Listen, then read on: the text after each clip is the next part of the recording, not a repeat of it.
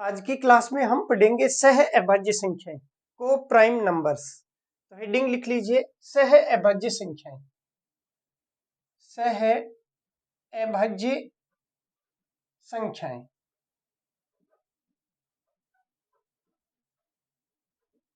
English में इनको कहेंगे को प्राइम नंबर्स।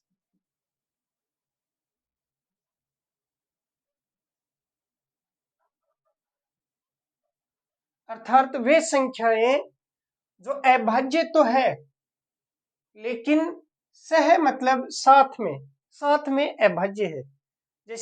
जैसा नाम है इसका, वैसे एक उदाहरण लेते हैं। मान लीजिए दो संख्याएं हैं 2 और 3। अब ये अभाज्य तो है लेकिन किस प्रकार से अभाज्य है? सह अभाज्य। इसका मतलब एक साथ में देखें तो ये अभाज्य है। इनमें एक साथ में किसी भी संख्या का भाग नहीं जा रहा, तो इसका अर्थ हो जाएगा सह का मतलब एक साथ में या साथ में। अभाज्य का मतलब हो गया भाग नहीं जाए।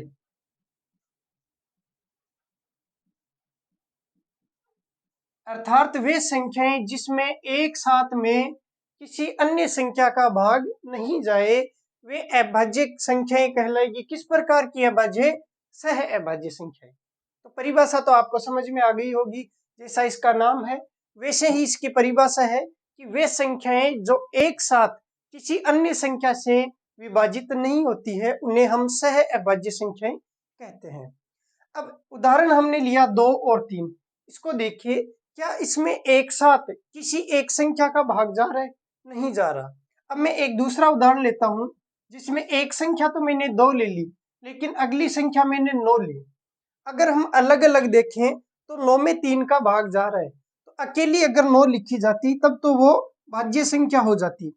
लेकिन इसको 2 के साथ में लिख दिया तो कोई भी संख्या ऐसी नहीं है जिसका भाग 2 में और 9 में एक साथ चला जाए। तो सह अभाज्य का मतलब भी यही होता है कि एक साथ भाग चला जाए। तो है क्या कोई संख्या ऐसी जिसका भाग एक साथ 2 में और 9 में पूरा पूरा चला जाए? तो कोई भी संख्या ऐसी नहीं है जिसका भाग पूरा पूरा 2 में और 9 में चला जाए। तो ये भी कौन सी प्रकार की होगी? सह अभाज्य संख्या। तो हो सकता है सह अभाज्य संख्याओं में एक भाज्य संख्या भी हो सकती है, दोनों अभाज्य संख्या भी हो सकती है। और एक उदाहरण और लेते हैं, जिसे मैंने लिया 8 और 9।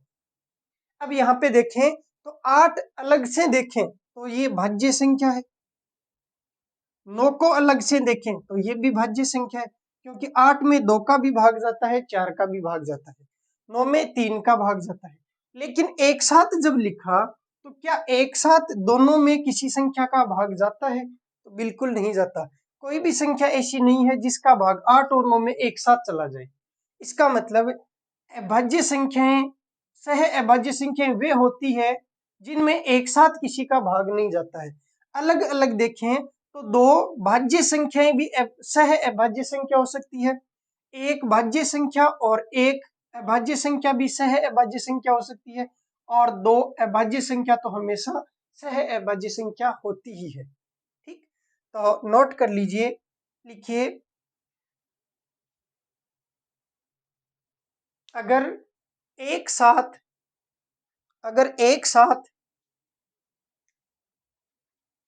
दोनों संख्याओं में अगर एक साथ दोनों संख्याओं में किसी भी संख्या का भाग नहीं जाए, किसी भी संख्या का भाग नहीं जाए, तो वे दोनों संख्याएं सह अभाज्य संख्याएं होती है। तो वे दोनों संख्याएं सह अभाज्य संख्याएं होती है। अब आप एक उदाहरण लिखिए, एग्जाम्पल 2 और 3, और साइड में आप चाहें तो लिख सकते हैं 2 भी अभाज्य और 3 भी अभाज्य। एक उदाहरण लिख लीजिए 2 और 9, ये अभाज्य, जबकि 9 है वो भाज्य संख्या होती है। लेकिन एक साथ में देखें तो सह अभाज्य। 8 है ये भी भाज्य और 9 है ये भी भाज्य, लेकिन दोनों को एक साथ लिख दिया तो दोनों एक साथ में हो गई सह अभाज्य।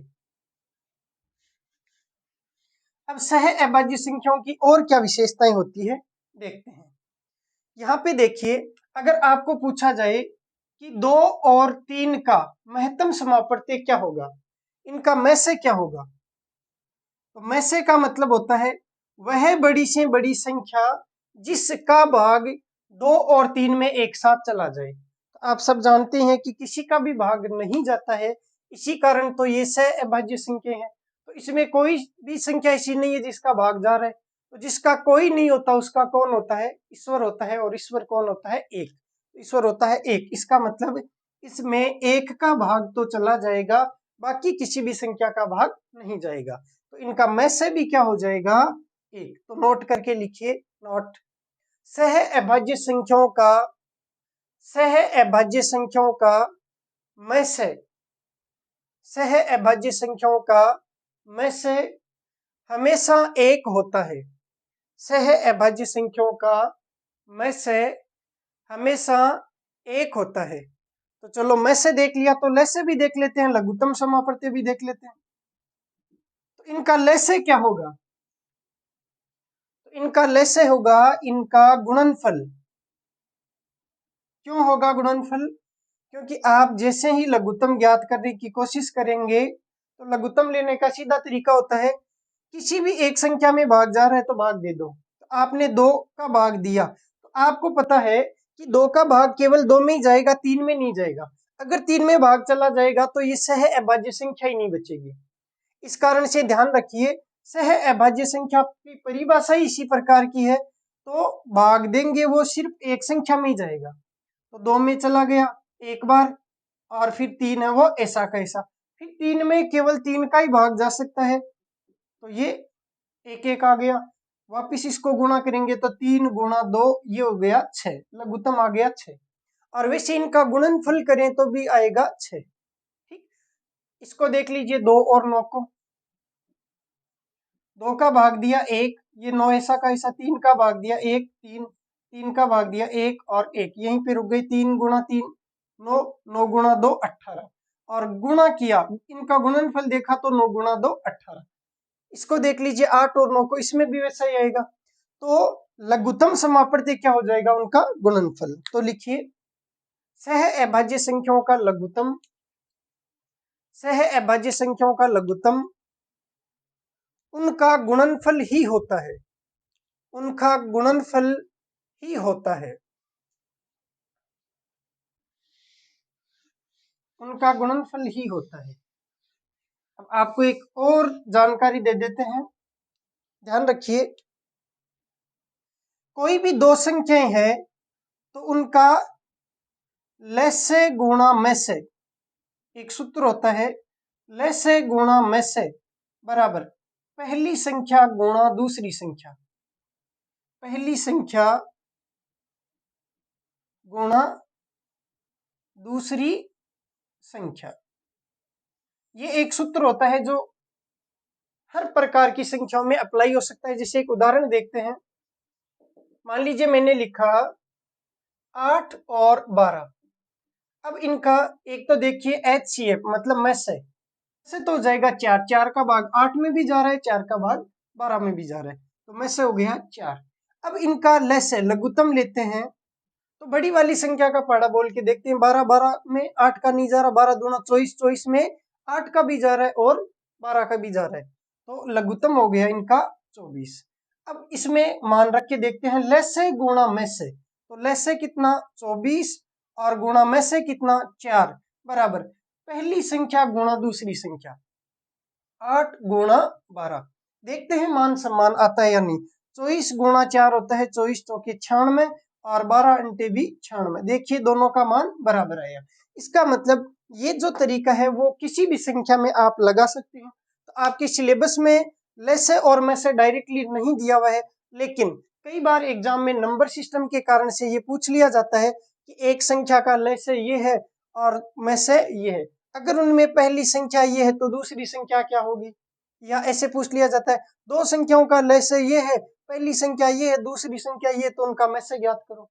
ज्यादातर ये पूछा जाता है पहली संख्या क्या होगी या दूसरी संख्या क्या होगी, क्योंकि अगर आपको पहली और दूसरी संख्या दे दी जाए तो आप ले से भी ज्ञात कर सकते हैं और में से भी ज्ञात कर सकते हैं। तो यहाँ से सवाल बनने की संभावना रहती है। तो ये एक्स्ट्रा जानकारी है, कहीं साइड में नोट कर लीजिए कि ले से गुणा में से बराबर पहली संख्या गुणा दूसरी संख्या। ठीक, अब देखते हैं सह अभाज्य संख्याओं में ऐसा क्यों किया था हमने। तो मैंने आपको बताया सह अभाज्य संख्याओं का में से कितना होता है, एक। तो ये लिखा मैंने एक। तो ले से बराबर क्या रह गया, ले से गुणा एक, एक से गुणा करने का कोई फर्क नहीं पड़ेगा। तो ले से बराबर हो जाएगा पहली संख्या गुणा दूसरी संख्या। और पहली संख्या गुणा दूसरी संख्या का मतलब आप डायरेक्टली भी लिख सकते हैं कि इन संख्याओं का गुणनफल। पहली संख्या गुणा दूसरी संख्या का मतलब हो गया इन संख्याओं का गुणनफल।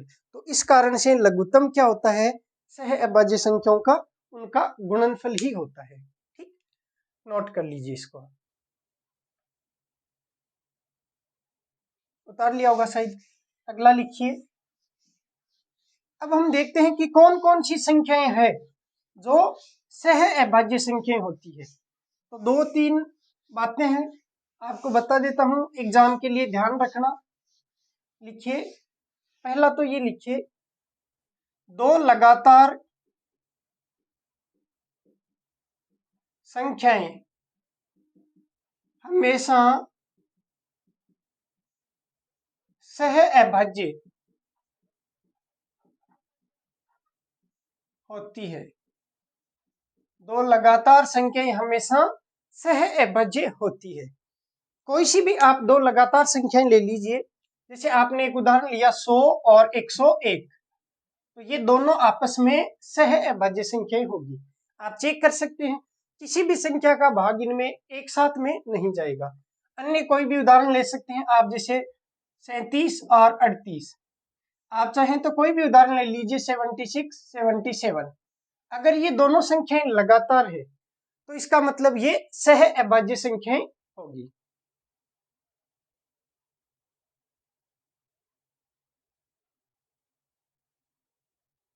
दूसरा लिखिए, दो लगातार, सेकंड लिखिए, दो लगातार विषम संख्याएं भी सह अभाज्य संख्याएं होती है।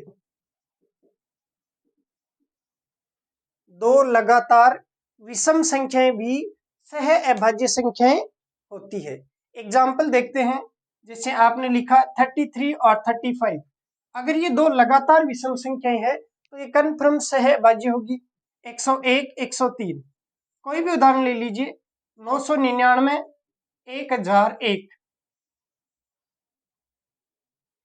अगर ये लगातार है इसका मतलब ये सह अभाज्य संख्या होगी। अब आप बताइए, क्या दो लगातार सम संख्याएं सह अभाज्य संख्या हो सकती है? तो नहीं हो सकती। क्यों? क्योंकि कोई भी सम संख्या होगी, जैसे 102, 104 है तो लगातार, लेकिन सम संख्या हमेशा दो से विभाजित होती है, तो इनमें दो का भाग दोनों में चला जाएगा। इस कारण से ये सह अभाज्य नहीं होती है। तो ये केवल विषम संख्या में लागू होता है और ये केवल लगातार संख्याओं में लागू होता है। ठीक, तीसरा लिखिए, तीसरा नियम लिखिए, यदि दो संख्याओं का अंतर, यदि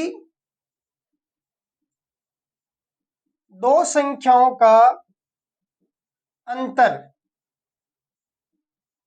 10,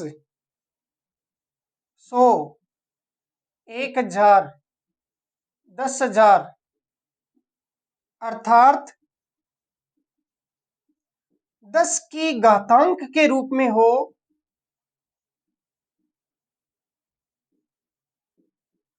अर्थात 10 की घातांक के रूप में हो, परंतु इनका इकाई अंक 5 नहीं हो। अगर इकाई अंक 5 होगा तो ये नियम लागू नहीं होगा, क्योंकि उसमें इकाई अंक 5 होने के कारण से 5 का भाग चला जाएगा। 5 नहीं हो, अथवा दोनों संख्याएं सम संख्या नहीं हो। सम संख्या वाला लिखाने की वैसे कोई जरूरत नहीं है, क्योंकि सम संख्याएं हमेशा भाज्य हो जाती है 2 से, अथवा दोनों संख्याएं सम संख्याएं नहीं हो तो ऐसी संख्याएं सह अभाज्य संख्याएं होती है। तो ऐसी संख्याएं सह अभाज्य संख्याएं होती है। नोट कर लीजिए इसको। अब इसका एग्जाम्पल देखते हैं। लिखिए एक एग्जाम्पल, 5, 3 और 6, 3, 53 और 63, दोनों में अंतर कितने का है? 10 का। तो दोनों आपस में क्या होगी?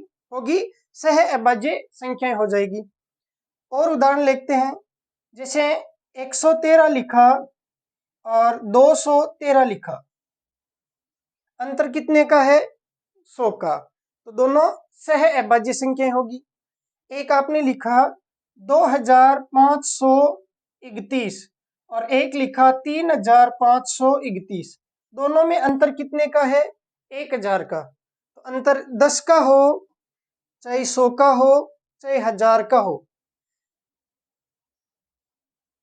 एक उदाहरण और लिखते हैं, जैसे 5, 4, 3, 2, 7 और एक लिखा 6, 4, 3, 2, 7, दोनों में अंतर कितने का हो जाएगा? तो ये हो जाएगा इकाई, दहाई, सैकड़ा, हजार, 10,000, 10,000 का अंतर हो जाएगा। ये रहा। तो दोनों आपस में क्या हो जाएगी? सह अभाज्य संख्या हो जाएगी। तो ये उदाहरण आप नोट कर सकते हैं। दोनों में जो अंतर है वो 10 या 10 की घात के रूप में होना चाहिए। 100 का अंतर हो, 1000 का हो। साथ में ये भी लिख लीजिए, एक 5 वाला भी लिख लीजिए, जैसे 55 और 65, क्या ये सह अभाज्य है? तो इनमें भी भाई 10 का ही अंतर है, तो कायदे से होनी चाहिए या नहीं होनी चाहिए? नहीं होनी चाहिए। क्यों? क्योंकि इकाई का अंक क्या नहीं होना चाहिए? 5। यहाँ पे इकाई का अंक 5 है, इस कारण से ये सह अभाज्य संख्या नहीं है, क्योंकि 5 का भाग इसमें भी चला जाएगा और इसमें भी चला जाएगा। और कोई उदाहरण लेते हैं, जैसे सम संख्या, मान लीजिए 302 और 402, दोनों में अंतर तो 100 का है, अंतर तो 100 का है, लेकिन दोनों क्या रहेगी? सम संख्या रहेगी। इस कारण भी ये नियम लागू नहीं होता। तो ये नियम किस पे लागू होते हैं? विषम संख्याओं पर लागू होते हैं। जितने भी मैंने नियम अभी तक लिखाए हैं, एक तो वो लगातार वाला विषम संख्याओं वाला, और एक ये दोनों नियम विषम संख्याओं पर ही लागू होते हैं। और विषम में भी इकाई का अंक 5 नहीं होना चाहिए तो ये नियम लागू होता है, अन्यथा लागू नहीं होता है। आपसे सवाल पूछ सकता है एग्जाम में कि भाई बताइए, निम्न में से कौन सा जोड़ा सह अभाज्य संख्याओं का जोड़ा नहीं है? एक सवाल लिखिए, जैसे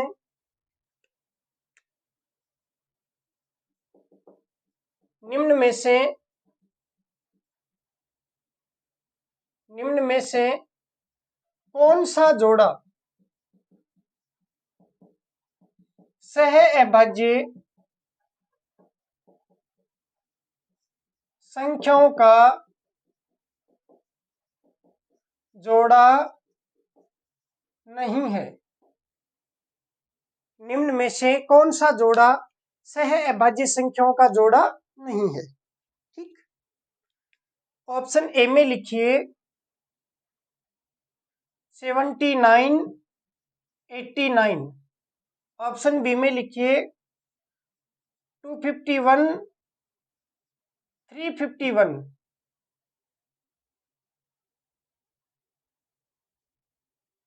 ऑप्शन सी में लिखिए 3927 और 4927। ऑप्शन डी में लिखिए 8392, 7392। तो बताइए कौन सा ऑप्शन हो जाएगा? Option D. चेक करते हैं क्यों होगा ऑप्शन डी। ऑप्शन ए में 79 और 89 में कितने का अंतर है? 10 का अंतर है, और दोनों विषम संख्याएं हैं। 10 का अंतर हो गया, और यहाँ पे इकाई का अंक 5 भी नहीं है। इसका मतलब ये तो क्या है? सह अभाज्य संख्या है। हमें कौन सा ढूंढना है? जो सह अभाज्य संख्या नहीं होनी चाहिए वो ढूंढना है। ठीक है, तो ये तो है भाई 251 351 अंतर कितने का? 100 का अंतर। अब 100 का अंतर है तो यहाँ पे दोनों विषम भी है और इकाई का अंक 5 भी नहीं है। इस कारण से ये भी कौन सी होगी? सह अभाज्य। यहाँ पे 3927 और 4927 अंतर कितने का? 1000 का अंतर। और यहाँ पे दोनों विषम संख्याएं भी है और इकाई का अंक 5 भी नहीं है। इसका मतलब ये भी सह अभाज्य संख्या होगी। अब यहाँ पे 8392 और 7392 अंतर कितने का? 1000 का अंतर। लेकिन ये क्या रह गई? सम संख्या रह गई। और सम संख्या होने के कारण से, सम संख्या होने के कारण से ये सह अभाज्य संख्या नहीं है। तो हमारा सही उत्तर हो जाएगा ऑप्शन डी। एग्जाम में इस प्रकार का सवाल आपसे सह अभाज्यों से संबंधित पूछा जा सकता है। अगर मान लीजिए आपको पता नहीं चल रहा है तो फिर आप इनका मैं से लेके देख लीजिए। अगर इनका मैं से एक आता है इस जोड़े का तो सह अभाज्य, इस जोड़े का भी मैं से एक आएगा तो सह अभाज्य, इसका भी मैं से एक आएगा तो सह अभाज्य, इसका मैं से है वो एक नहीं आएगा। इस कारण से ये सह अभाज्य संख्या नहीं होगी। ठीक, नोट कर लीजिए इसको।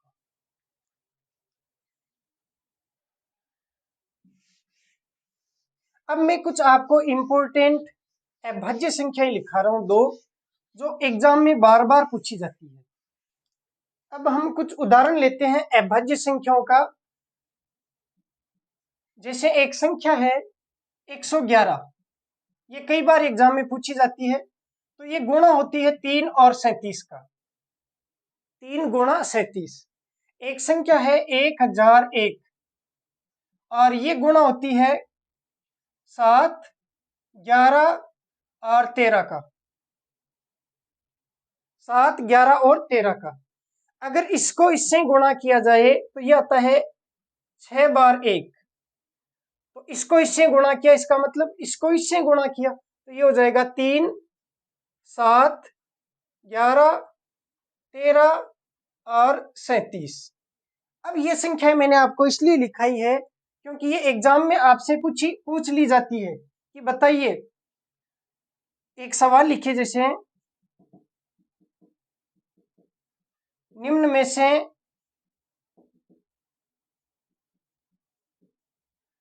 किस किस संख्या से भाज्य है। ऑप्शन ए में दे दिया 11, ऑप्शन बी में दे दिया 13, ऑप्शन सी में दे दिया 37 और ऑप्शन डी में दे दिया 29। ये लो जी, सोल्व कीजिए इसको।